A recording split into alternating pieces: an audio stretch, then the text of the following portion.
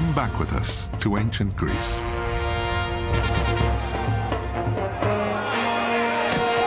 "2,500 years ago, to the original Olympic Games.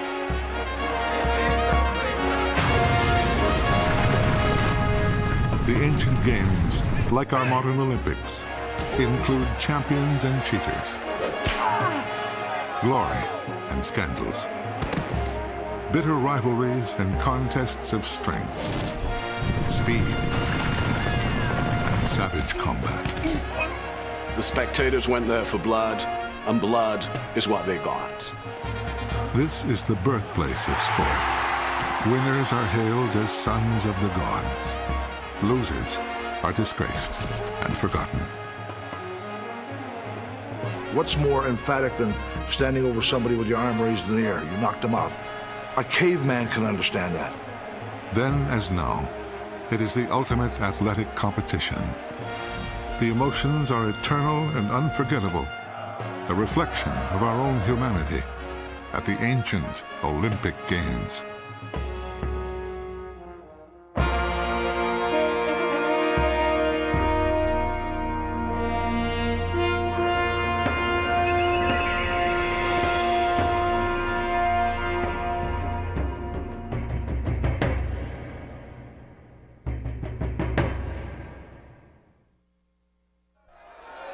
A gymnasium in southwestern Greece, 2,500 years ago. Two men are at war in a pit of sand in a brutal combination of boxing and wrestling called pankration, a wildly popular and sometimes fatal sport. Closely watching the fighters in these elimination bouts are their trainers, official judges, and professional poets, the sports writers of their day, who can make or break a star's reputation.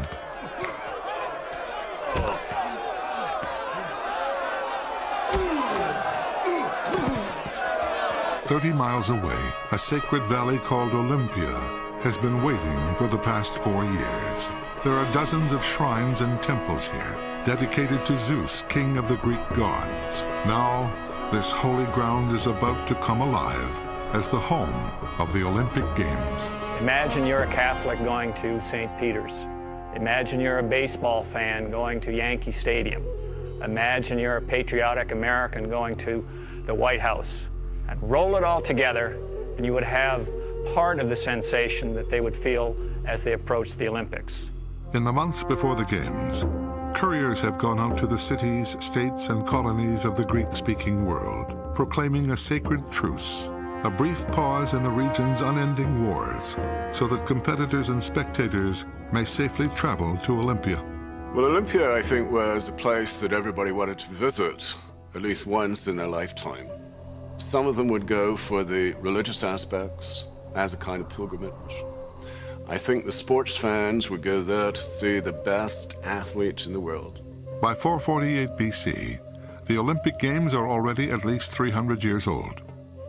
There are other athletic festivals, but the Games at Olympia are by far the most important.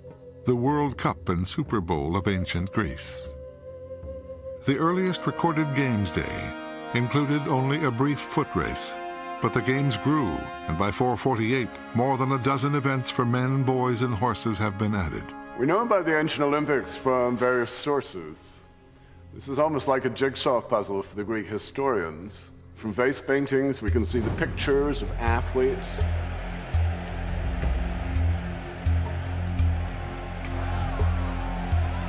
From statues, we can see, for example, what a discus thrower would look like.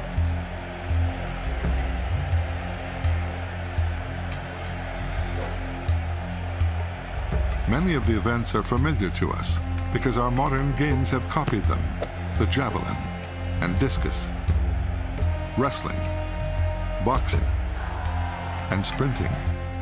Others are unique to the ancient world: the race for athletes in helmet and armor,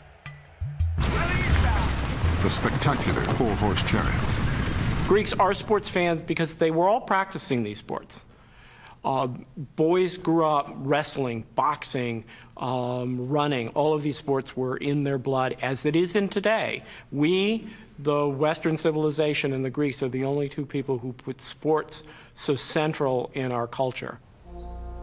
In 448 BC, Greece is entering a golden age. Construction is about to begin on the magnificent Parthenon in Athens, and a bold new experiment in government called democracy is taking root. But a warrior culture lies at the core of Greek manhood. The Greeks were perhaps more violent than we are, but I think the real reason behind that is because the Greeks were so involved with warfare. Many of these Greek athletes actually participated in warfare, and therefore violence was very much part of everyday life. The city-states of the Greek world clash constantly on the battlefield. And every 4 years, through their strongest sons, they confront each other again at Olympia. In sport, as in war, all that matters is winning. At the gymnasium, the Pancratiasts are training to earn their place in the Olympic finals. This is Demagitos from the island of Rhodes, son of a great Olympic champion. The father is Diagoras. Thanks to the poetry of a writer named Pindar, his fame has endured for 2,500 years. Pindar is a poet for hire. He'll praise any athlete willing to pay him. A few sweet words from Pindar, and fans start to believe that a man like Diagoras is more than human. Diagoras was very much thought of as godlike, because it was believed if you're going to be a great athlete like Diagoras, the only way you could achieve their success was if you were descended from the gods. The sons of Diagoras, like all Olympic athletes, are required to spend 1 full month before the Games in training and elimination rounds.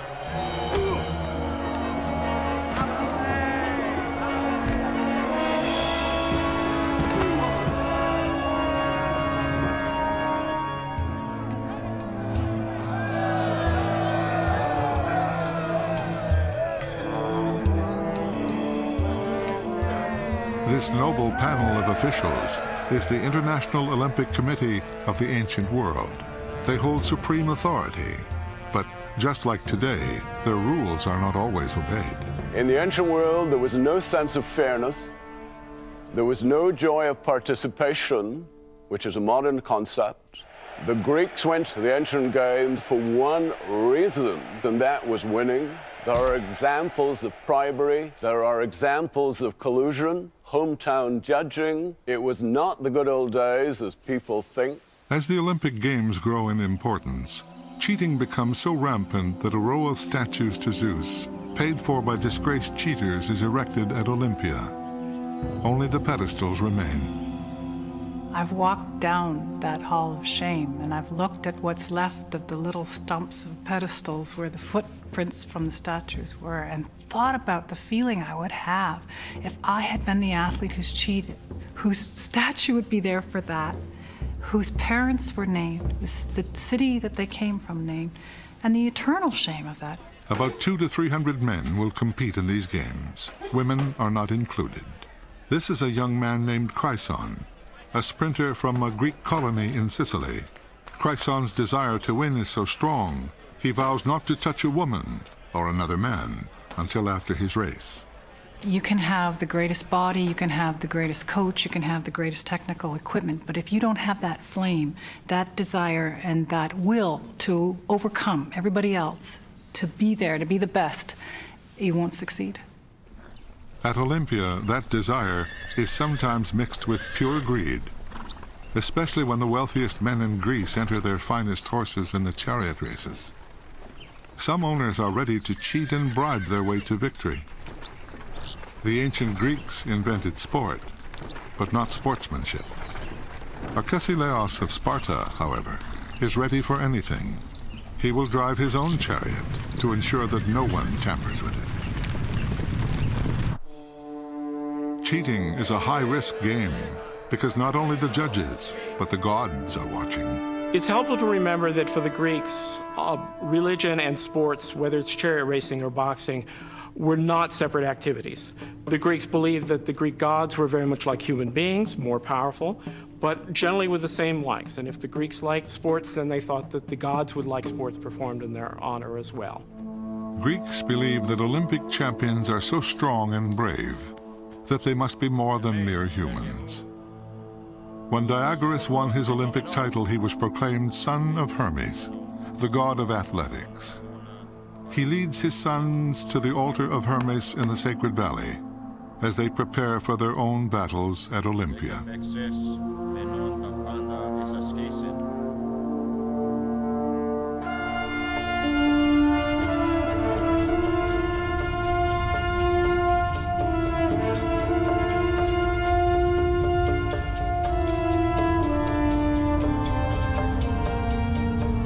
One more ritual remains before the action can begin. An oath to Zeus of honesty and fair play. You did not come as a team. You did not come as Team USA. You did not come as the Canadians for a particular event. You came as an individual. You paid your own way. Your father came with you, along with presumably your brothers as well.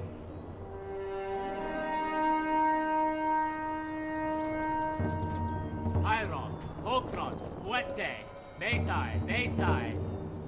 Ago now, Setai, Paraoton, Kekon.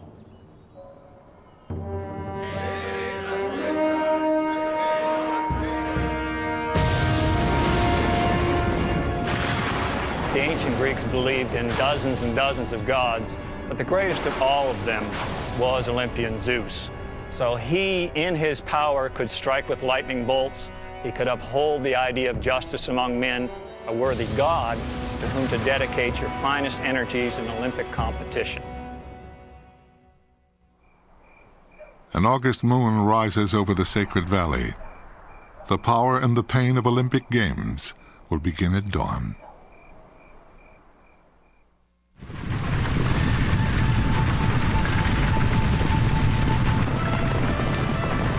In 448 BC, Olympic competition begins with the four-horse chariot race.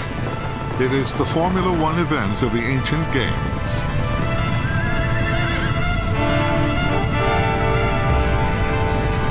The resources required to become a successful chariot racer were very much similar to people who undertake yacht racing today. Ted Turner, for example, or anyone who is in auto racing.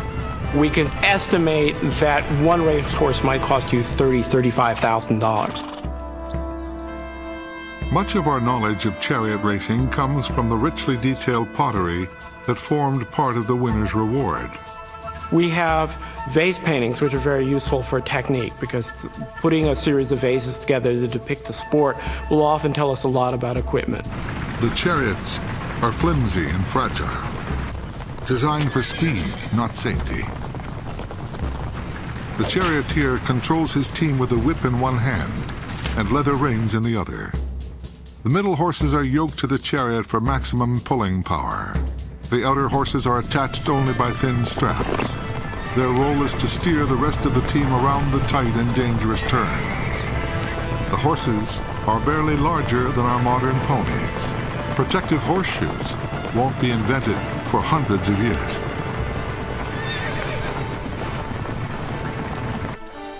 The millionaires who own the teams have come to strut their wealth and power. In some ways, it was about politics, oddly enough, because it was aristocrats who raced chariots. And therefore, tyrants who wanted to be considered aristocrats in their own cities would enter chariots to become a member of that same class.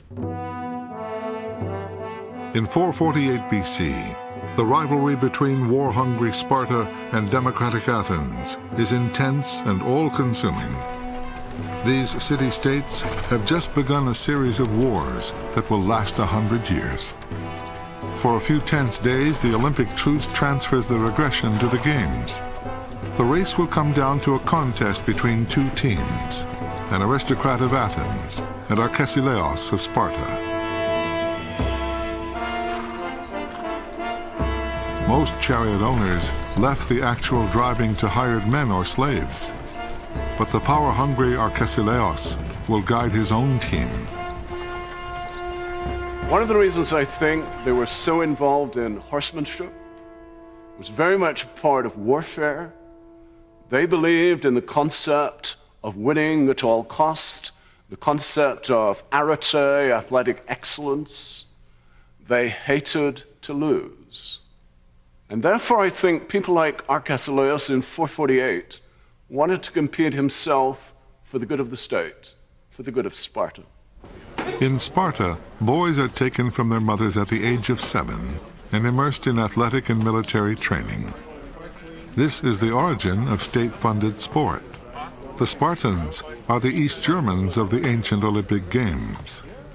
A love of fast horses runs deep in their national soul and is crucial to their military triumphs.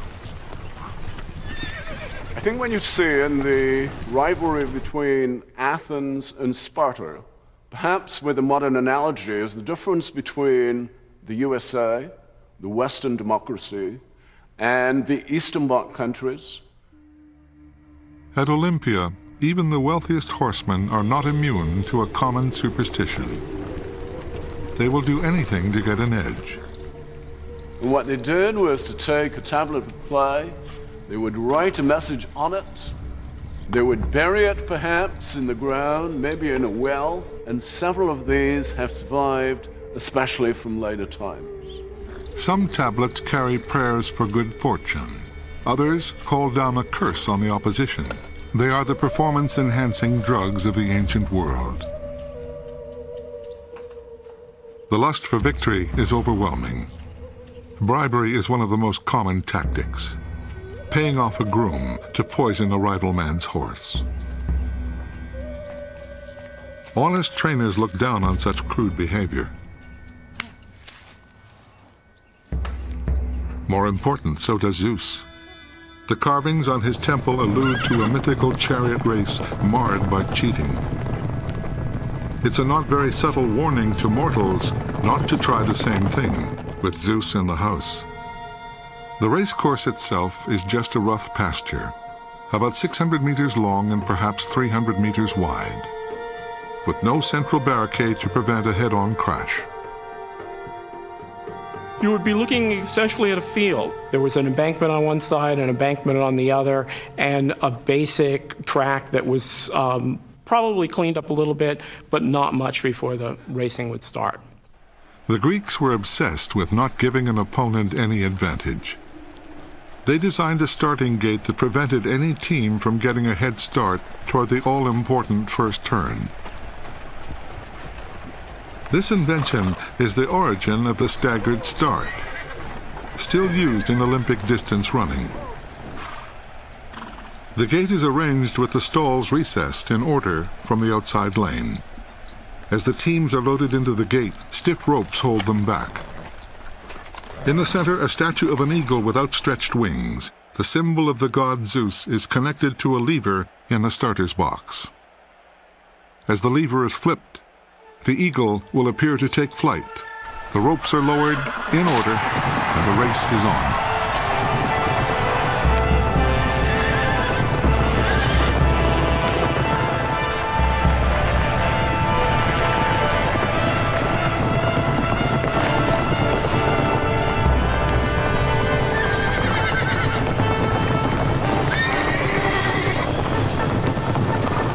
There seems to be a rule that in the start of the race, you had to keep to your lane, as you do in an 800 meters race. But after that, it seems that anything would go.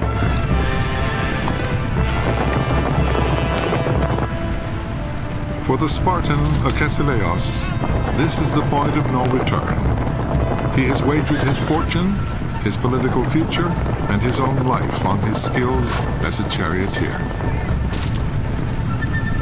Somewhat comparable to American automobile racing, in the sense that there was a sense of danger. You would not know that you were going to crash in every race, but very few safeguards. So death was in the air. Racing headlong down the straightaway is a matter of sheer speed. But turning a 4-horse team around a narrow column is a tricky and potentially deadly challenge. Here, the skill of the horseman comes into play. The number one danger point is the turning post. Because it was not a bank track, you had to get as close to it as possible. Your axle could catch up against the post, you yourself could catch up against the post, potentially, and turn over. But if you veer too wide, then you would lose the race. It was always a choice at that point.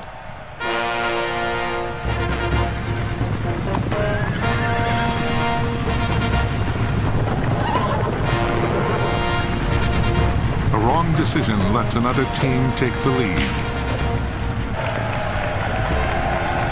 But there are 11 more laps to the race, and many turns.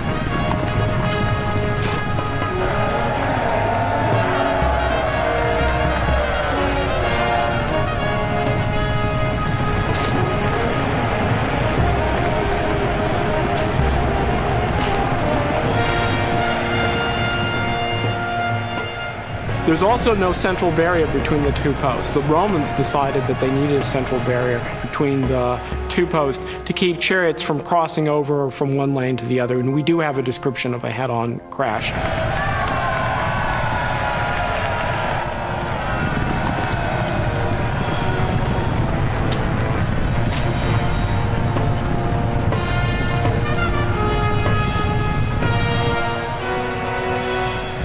You know that you're coming to the end because you hear the trumpet that announces the last lap. If you did not already know, if you'd lost count.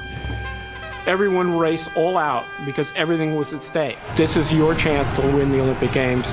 You are going all out, and hopefully your horses and your chariot would hold together until the finish line.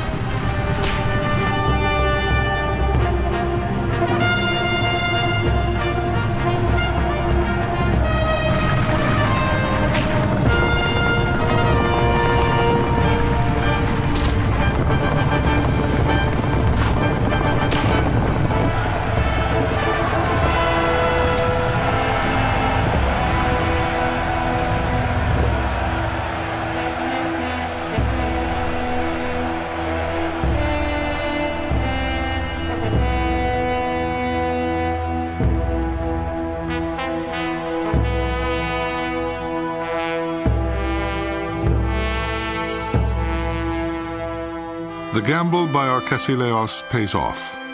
He is draped in the red ribbon of victory. He has earned the prize he came for. Victory for Sparta, a shameful defeat of Athens on sacred Olympic ground.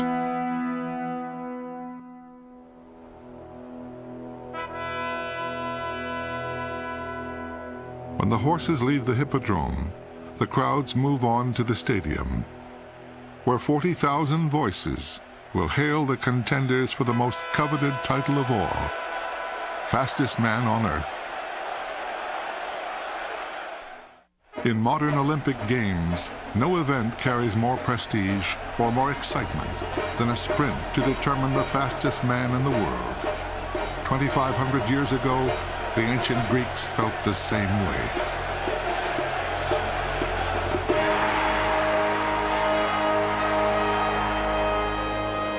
You would be assembled in the stadium, perhaps some 45,000 people strong, not sitting in comfortable seats, not having paid tickets, but standing on the green banks around a very humble stadium by any modern standard. The excitement would be palpable. There would be sweat and dirt. What you're smelling is this tremendous stench from the people. There would be a lack of hygiene among the people. There would be no bathrooms, as we call them today.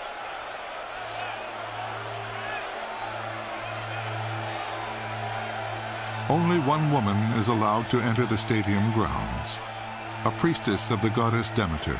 The stadium is located on the site of her shrine, and nobody wants to make Zeus's sister feel unwelcome. According to one account, any other female caught at Olympia would be thrown off a cliff. Many people have debated the issue of gender at the Games, why women were not allowed. And there's no one answer, but the one that makes the most sense to me is going back to the religious context. This was an all-male celebration to a male god. The women, it's awkward to say it, but we would be perceived as polluting the site, especially mature women coming into this situation. Females did have their own competition at Olympia, and it's known as the Heraia because this is a festival in honor of Hera, the wife of Zeus. At the Heraia, there was only one athletic event. Now, one athletic event was a stade, or more correctly, it was 1/5 of a stade, and therefore this is more of a religious festival. It's more of a festival concerned with ritual and indeed with initiation.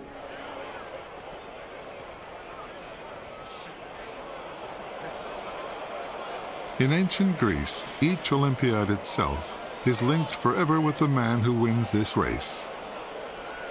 Kairate, athlete, tute sti Olympia. Chryson from Sicily and 7 rivals will run in today's final, dashing straight down the 200-meter dirt track. 8 men carrying the prayers of their families and years of dedication and training. The beginning of the race, for me, you don't really think about a lot of things. I think that all the work that you've done, you should have already done all of that work before you got there. So there's really not a whole lot to focus on other than the things that you've done in the past to get you there. A striking aspect of the ancient games was the total nudity of the athletes in the stadium. Charioteers wore sort of a costume, a chiton, but the other athletes were completely nude. No sandals, no jock straps, nothing. Well, in the year 720, we have a famous athlete called Arsippus, who took part in a race. His shorts fell off. He finished the race without them, finished first. And all his rivals thought that was the secret to his success. So in the next race, they all ran naked. Some people suggest that athletes could run faster without the loincloths, aerodynamically. Tests at the University of Michigan have shown that this is not entirely true. Running naked probably wouldn't work, just because you know, I wouldn't want to go down the track flogging your quadriceps. You know, that might hurt a little bit. Some runners favor another tactic: a string attached to the foreskin, sometimes tied around the waist, a practice known as infibulation. Some of the older commentators suggested that part of this, that is, part of the leash, and it was called a dog's leash, which is attached to the penis, part of it was held by the trainer. And if the trainer wanted the attention of a runner in practice or somebody else, he would give it a tug, and I guess that would really get the attention of the athlete.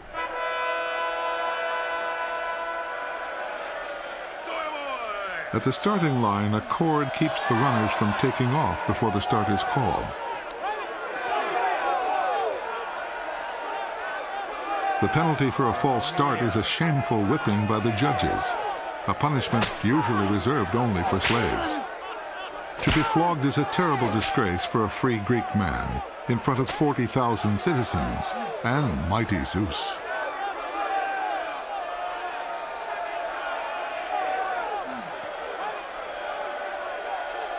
I wouldn't find it demeaning, because I think that you get flogged now, you get punished. I think it's just, we're in a different place, a different time. So I think being flogged then is equal to you being penalized for a false start, and if you get 2 of them, you're out of the race. At the modern Olympic Games, the winner of the 100-meter dash can expect to earn millions of dollars in bonuses and endorsements. In 448 BC, the rewards are just as great. On the starting line at ancient Olympia, there is a lot more at stake for Chryson and his rivals than a red ribbon and olive leaves. They could expect to receive an enormous amount of money from their home city. Now, this is something like 500 drachmae, which doesn't sound much to us, but this would be the equivalent of several years' pay for the average person. It has been said that if you won at the ancient Olympic Games, you were set for life. There were material benefits that definitely came with it. In ancient Athens, for example, you could go to the town hall and get a free meal, basically, as long as you lived. There would be cash prizes, there would be seats of honor at the theater, In other places in different times, you might get relief from taxation. You might get a special parade into town. Now the moment has come. 20 seconds of running to crown an Olympic champion, to make a man a god. The athletes were especially motivated by competition. There was great shame at finishing second. That's one of the basic differences between the modern world and the ancient world. It's winning or nothing.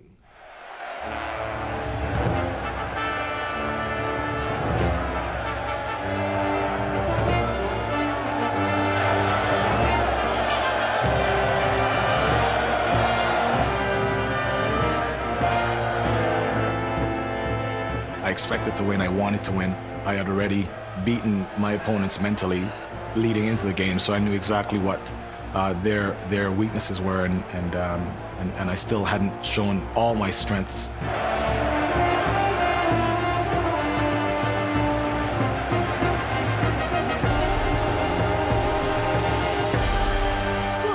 To be the fastest man on the planet is fantastic, but being the Olympic champion was something that defined me as an athlete. Olympic champions like Chryson are sport's first millionaires. The other men take home nothing but shame. The losers would sneak home by back streets. Their mothers might be embarrassed by them.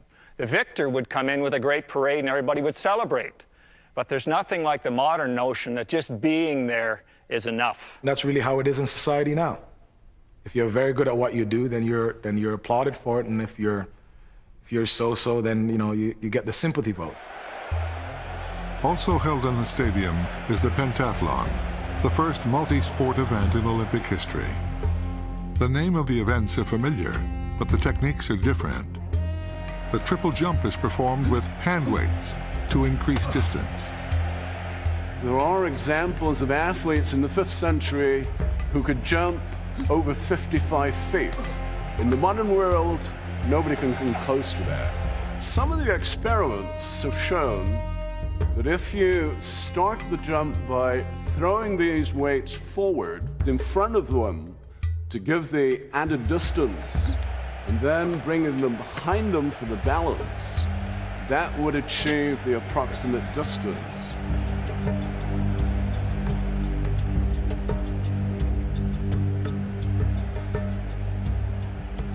It was believed that the athlete did not turn a revolution.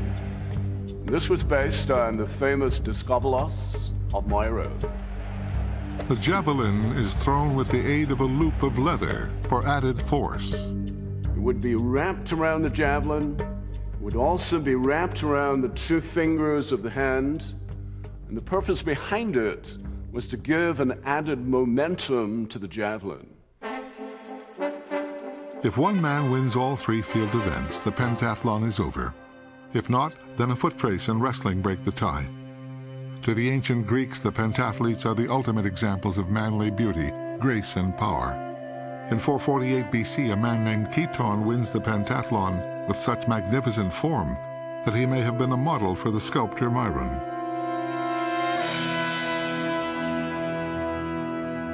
Myron was at the height of his career at this time.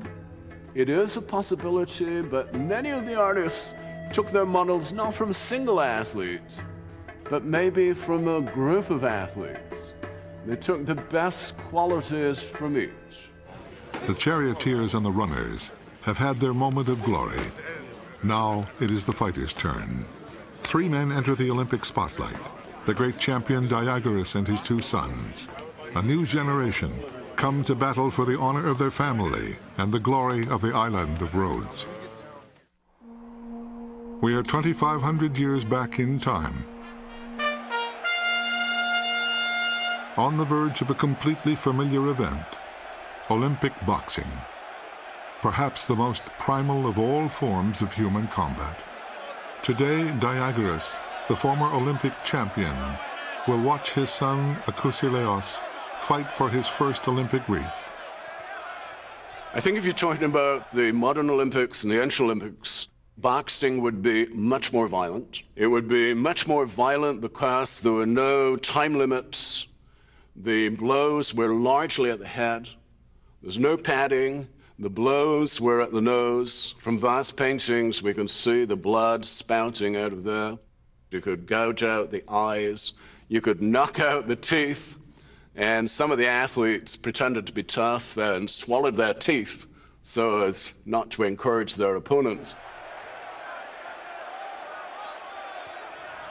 Fighting is very basic. It's kill or be killed. I mean, that's what gives you that edge. That's what gives you that adrenaline flow. The very fact that you know that he's going to do his best to beat you into submission. And of course, you have to counteract that or make sure that you don't get beaten into submission. You have to beat him into submission. It's simple as that. What I got here, George, are ancient Jimenez. Now, these are not the gloves that you were familiar with. These are not the 8, 10-ounce large padded gloves. These are long strips of leather. And this is the ancient form of boxing glove from about 2,500 years ago. The idea is to wrap it around the hand. It is largely protection. What I'm going to do is try and demonstrate it here on your left hand. If you can hold on to that right there. We will do several cross pieces. We will go to the wrist.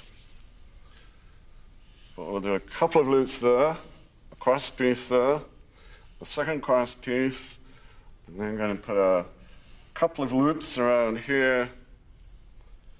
We can even manage a third one, and then we're going to hold it underneath. We'll try and tighten it up a little bit, pull this in, and there you've got a Jimenez from 440.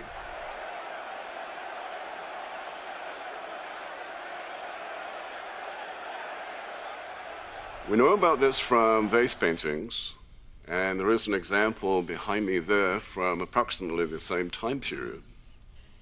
So what do you think about that, George? Are these cross pieces going to help you much? No, they will help you, but to a limited degree. Today they use gauze bandage and tape, much for the same purpose, essentially trying to protect your hands from getting broken, from the bones in your hand behind the knuckles getting broken. Right. When people break their hand in boxing, it's essentially because of the impact here on the knuckles, but the bones back here are the little small bones that break. They're popped up like so and break.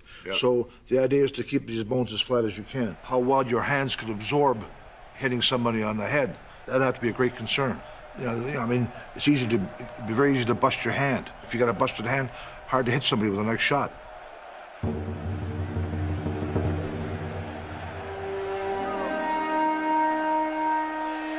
2,500 years ago, there is no ring, no ropes, no bell, no limit to the amount of punishment that a man can absorb or deliver. Victory comes by knockout or by raising a single finger as a sign of surrender. But surrender is far from these men's minds.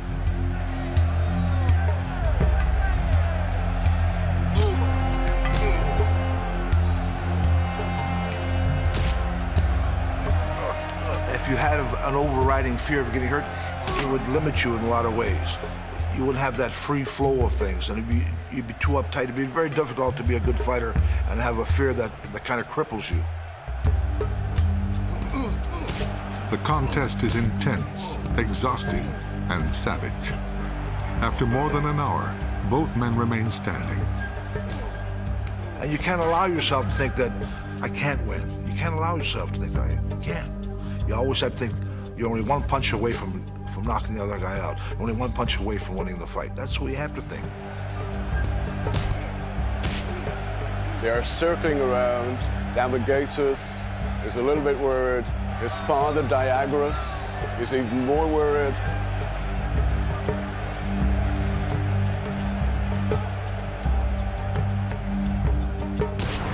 I would like to have been a warrior in those days, you know, when you know the fight could go on virtually forever. I think I would like that. But I don't think it's for everyone. But for someone like myself, who was a pretty durable guy, it would have been right up my alley. Muerte!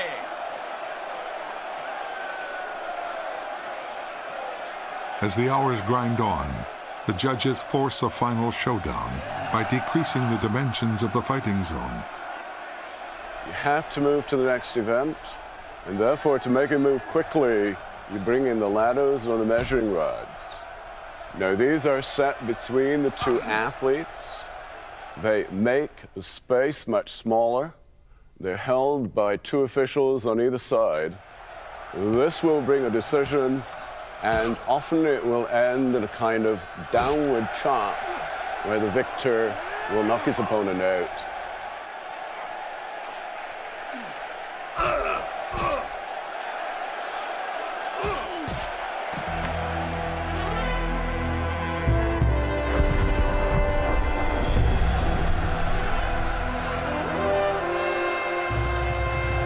At last, after 3 hours, Akousileos lands the final crushing blow.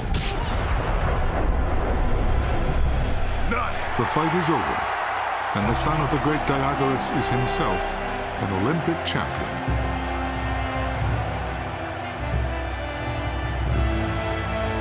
Boxing is the most honest of sports in most ways, and it's the clearest way, I think, that you can pronounce yourself as a winner. What's more emphatic than standing over somebody with your arm raised in the air? You knocked them out. A caveman can understand that. Next, it will be the turn of Damagitos as he enters the arena to compete in the most savage event of the ancient Olympic Games, the Pankration. Fighting for his father's name, his brother's honor, and his own life.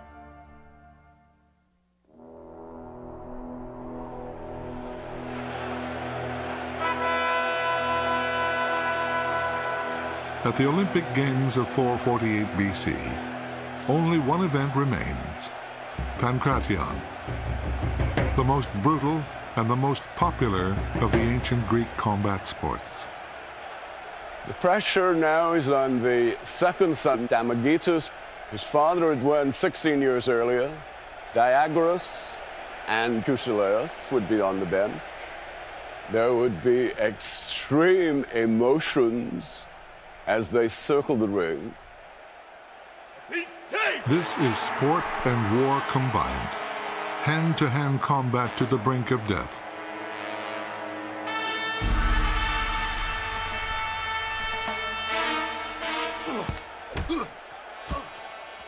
Pankration was a very brutal sport. Today you can compare it with ultimate fighting. Virtually everything was allowed except for gouging out the eyes and biting.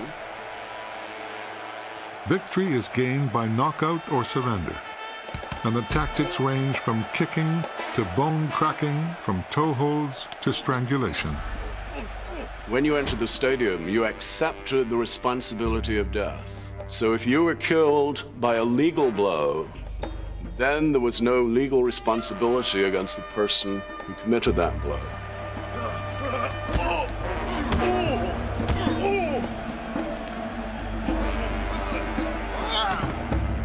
The object is not to kill the other man because if the victim has fought nobly, the olive wreath may be awarded to his corpse.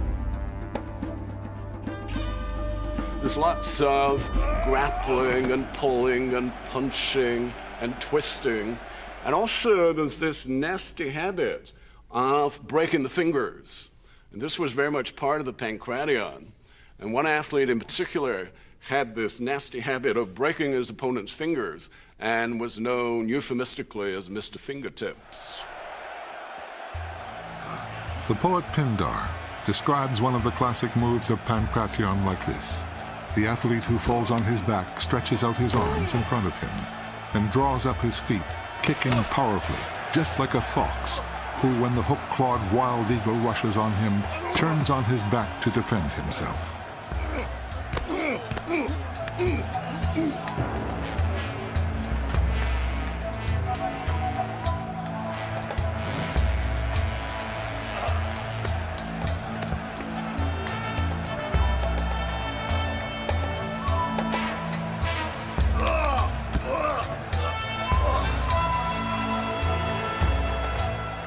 There is no time limit. The contest may last 5 minutes or 5 hours.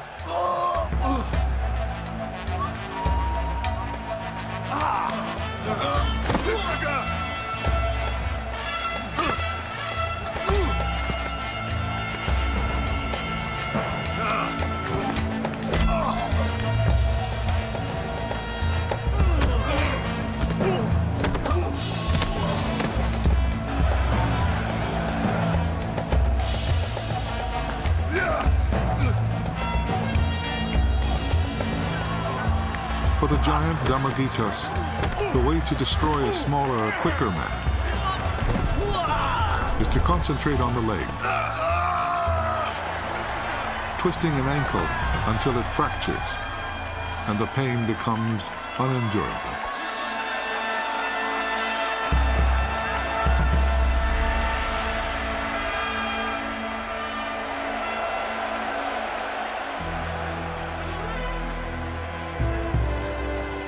The loser's name is lost to us.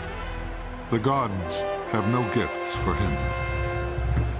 Now Damagitos is no longer merely the son of Diagoras. He is the family's third Olympic champion. The Pankration was the most famous sport. It was the sport which everybody liked. So to win in the Pankration was often considered to be the ultimate victory. The symbolic race of athletes in armor marks the end of Olympic competition and the sacred truce. Soon, Olympia will fall quiet again. But first, all must assemble for the spectacular ceremonies of the final day, when the champions will be honored in the presence of the gods.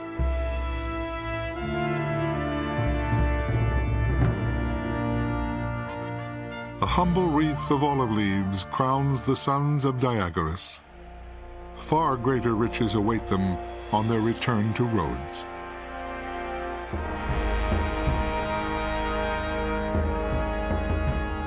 When it's all over with and that wreath is being placed on his head, that is the moment of satisfaction when he must tell himself he didn't do it all himself. He aspires to be more than mortal. Zeus will strike him down. I remember when we got our medals, and I remember what it was like standing on the podium.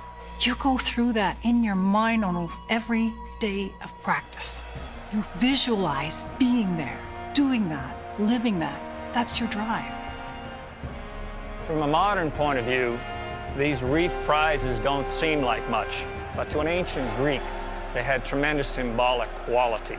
The wreath, after all, is composed of olive leaves, leaves associated with Zeus, and it represents, in effect, divine favor. What that wreath will bring you is a notion of kleos, or fame, enduring fame. You could live on in two ways. One is through your family, and Diagoras had done that with two fine sons who would go on to Olympic victories, and his grandchildren would go on to Olympic victories. The other way was to win a victory yourself, so that your name would be remembered. At this moment, legend holds that someone in the crowd calls out, "Die now, Diagoras." There is nothing left for you but to ascend to the realms of the gods. The name of Diagoras of Rhodes still echoes as champion and father of champions. Akousileos has chosen his father's sport of boxing and won the sacred crown. Damagitos has triumphed in the savagery of the Pankration. They sought immortal fame, and they achieved it, for we still remember them today. Chryson of Himera will go on to win 2 more Olympic sprinting titles, a feat no modern man has ever equaled. And the triumph of Arkesileos in the 4-horse chariot race begins a streak of 7 Spartan victories in 8 Olympiads, broken only when Sparta is thrown out of the games for violating the sacred truce. The heroes are crowned, the crowds depart, and the games are over. The sacred valley of Olympia will lie quiet for 4 years, only to reawaken yet again for another 5 days of ritual and sport. This will continue for 800 years until Roman emperors, having conquered the Greeks, order the games and the worship of Zeus abolished. Through the Middle Ages, the sacred valley is destroyed by floods, the stadium buried, the hippodrome washed away. The site is abandoned, but the dream endures. I think it's a magic place. I mean, a lot of people just see dust and dirt in crumbled stones and say, who wants to see the ruins again? I could go back and go back and go back. It is like a touchstone. It really is. It's about who we are, where we come from. In 1896, Baron Pierre de Coubertin revives not only the sports of the ancient Greeks, but the spirit. Every other year, a procession of priestesses comes to this sacred valley, lighting a torch that will be carried to a new Olympic city as millions cry, as in ancient times. Let the games begin.